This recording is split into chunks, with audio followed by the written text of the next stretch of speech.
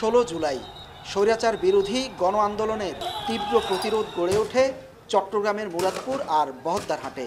ছাত্রলীগ যুবলীগের সামনে প্রাচীরের মতো দাঁড়িয়ে যায় হাজারো ছাত্র জনতা। এক পর্যায়ে ভারী অস্ত্র নিয়ে হামলা করে আওয়ামী লীগ ও অঙ্গ সংগঠনের নেতাকর্মীরা। কাঁধে কাঁধ মিলিয়ে বিকাল থেকে মধ্যরাত রণাঙ্গনে লড়ে যায় ছাত্র, যুবক, রিকশা চালক, কাঠমিস্ত্রি সহ সর্বস্তরের মানুষ। বিকাল 4টার দিকে মুরাদপুরে গুলিবিদ্ধ হন দেশের দ্বিতীয় শহীদ চট্টগ্রাম কলেজের ছাত্রদল নেতা ওয়াসিম। তার কিছুক্ষণ পরেই প্রাণ হারান এমইএস কলেজের শিবির নেতা ফয়সাল হোসেন শান্ত, কাঠমিস্ত্রি ওমর ফারুক। তাই সারা দেশের মতো চট্টগ্রাম আজ শ্রদ্ধায় নত, স্মরণে অশ্রুসিক্ত।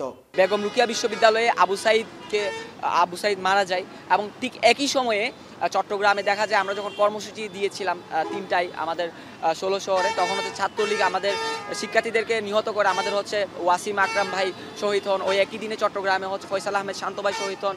মহান এই শহীদদের আত্মদান যাতে বিফলে না যায় সেজন্য নগরের মুরাদপুর ও বহদ্দারহাটে নির্মিত হচ্ছে জুলাই স্মৃতিস্তম্ভ।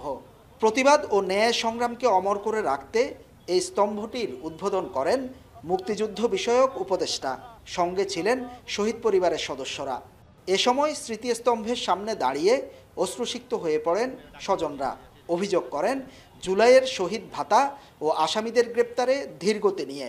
কত ছেলে মেয়েরা বাবা হারাইছে, আমরা আজকে বিধবা হয়েছি, আজকে কোনো একটা বছর হয়ে যাচ্ছে আমরা কোনো বিচার পাই নাই।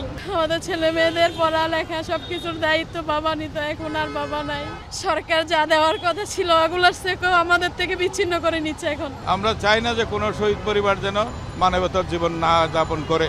তাদেরকে পুনর্বাসন এবং তাদের ভাতা ইত্যাদি দিয়ে তাদেরকে যাতে সরকার একটা সুস্থ জীবনধারায় পরিচালিত করতে পারে, তারা যেন পরিচালিত হয়, সেই উদ্যোগ মন্ত্রণালয়ের পক্ষ থেকে সরকার গ্রহণ করেছে। এর আগে সকালে ছাত্রদলের কেন্দ্রীয় নেতারা ছুটে যান শহীদ ওয়াসিমের বাড়িতে, জিয়ারত করেন তার কবর, শোক ও সান্ত্বনায় সামিল হন স্বজনদের সাথে।